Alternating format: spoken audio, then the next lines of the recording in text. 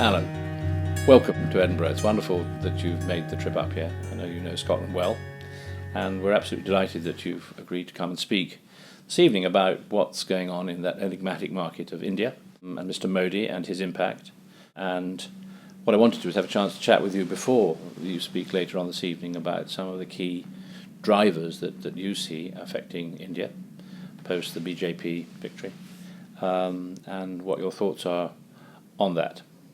Sure. Well, it's fantastic to be back in Edinburgh after some time. First of all, I've spent most of my career believing that India is the most wonderful opportunity and probably the most fun place to work. Yeah. And for some of that time, I've been wrong, because India has a habit of not fulfilling all of its promise. Sure. Being a democracy, politics get in the way.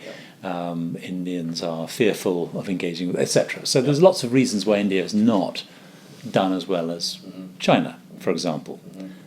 But my belief is that is going to change. If you look at the secular long-term view, India is going to be one of the places in the world with the greatest change, delta, and opportunity over the next 20 or 30 years. And you talk about problems in India. It is possible, and I've done it myself, to build fantastic businesses from scratch in India without compromising in any way on ethical standards or anything else. But you need persistence, determination, and staying power. You asked me about the election of the Modi government, and I think this is an historic, exciting opportunity, because we haven't had a majority government since Rajiv Gandhi in 1984. So Mr. Modi's coming to power with a huge personal mandate, an absolute majority in the lower house of parliament, and a track record of clean, business-oriented, reform-oriented administration in Gujarat. 16 months in, people are beginning to be a little disappointed in delivery, and I think there are two schools of thought as to what's going on. Some people say, give him time, be realistic, this is India, he doesn't have majority in the Rajya Sabha, don't expect too much. There is a lot happening you don't see. The alternative view is, if you're going to make change happen, you've got to do it rapidly. When you're first elected with a majority, you've got to make the hard choices. I think both of those views have some merit, but regardless, what we have at the moment in the government of India is far better than we have had for many, many years. It's like the sort of first 100-day, argument. All of that, yes. And he's way beyond the first 100 days. Yes. But he is clearly running a government which is superior to anything we've seen for a very long time. And he's engaging with the states, where most things happen in India, at the local level, in a way which is far more proactive and constructive than predecessors. At the same time, I think there's one other thing happening in India, other than the fact that Modi's been elected. I think there's an explosion of entrepreneurial dynamism in young people. So India is changing because of demographics. Almost every young person I know in India wants to set up their own business. That is new. 20 years ago, they wanted to work for McKinsey or Goldman Sachs or Tata.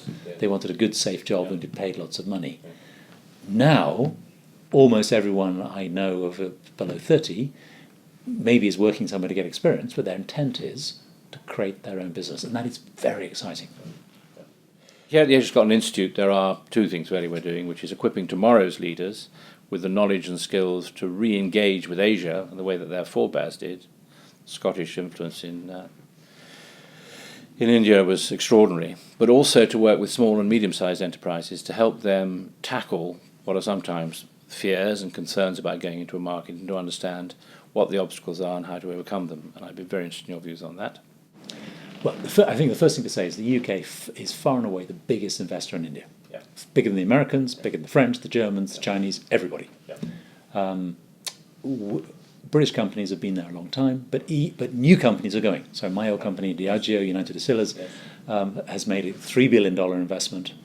Vodafone is the biggest foreign investor. BP is a huge foreign investor into India. So British companies are in India, are building great businesses.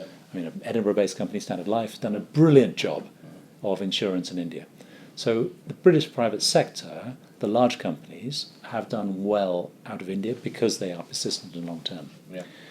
The British government, I think, rightly has identified India as a partner where we can have a relationship that we can never have with China or Brazil, for lots of reasons. And we have skills, sectoral skills and so on, which fit very well with India's agenda. Obviously our great universities, our skills in defence, which the Indians require, technology in defence, our finance skills, which are so required for infrastructure. Yeah. So we have many unique offerings. What frustrates me, and I've said this to many UK governments and ministers and officials and so on, is I do not think we're pulling all that together in a way which we could and should. And therefore for Modi, very rationally, Modi is being bombarded with approaches from every country in the world. He has prioritized the Chinese, the Japanese, the Americans, the Russians, and that's very logical if you were sitting in his shoes. I don't think he really appreciates the offer and the genuine partnership offer that the UK can present. So just take my alma mater, Cambridge. Yep. Cambridge is doing more fundamental basic science research in India than any other university in the world, I believe. 231 live projects in India. And that I wouldn't think was widely understood in Delhi, where a Harvard or whatever would naturally be seen as more of a partner for the future than Cambridge. And when we were talking earlier, you used the P word for persistence as a key criteria that businesses need to use to get into India. Perhaps you could elaborate on that. Yeah, to take Kiran Energies, a business that I set up with Aditya Contractor, my co-founder, 5 years ago. We have built an infrastructure business in India. And lots of people would say that's a dumb thing to try to do, and that we would struggle to do it, and that to achieve infrastructure projects in India you get delays unless you're willing to pay people and all of that. It's just not true. By sheer determination, perspiration in both senses of effort and, of course, being in the fields and working hard, we have built up a business which is now more than 100 megawatts. So my simple message is, if you wish to come to India and avail of the opportunity, you can. But you need to work hard and stick to it, because there will be bumps along the road, there will be.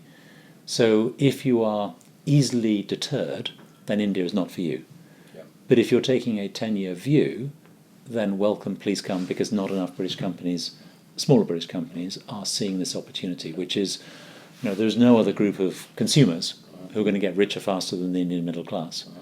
And of course the top end, if you're into luxury goods, there are going to be more millionaires in India than virtually anywhere else in the world soon. Most of them own most of London, maybe Edinburgh soon. So whichever business you're in, India is an opportunity which you need to think through. You may decide that it's not a priority, but you need to engage and think about it. And if you decide that it is for you, it is something you can achieve. Thank you again so much for coming north of Hadrian's Wall, and we look forward with great interest to hearing what you have to say later on this evening. So, Alan, thank you for being here. Thank you, Rick. Thanks.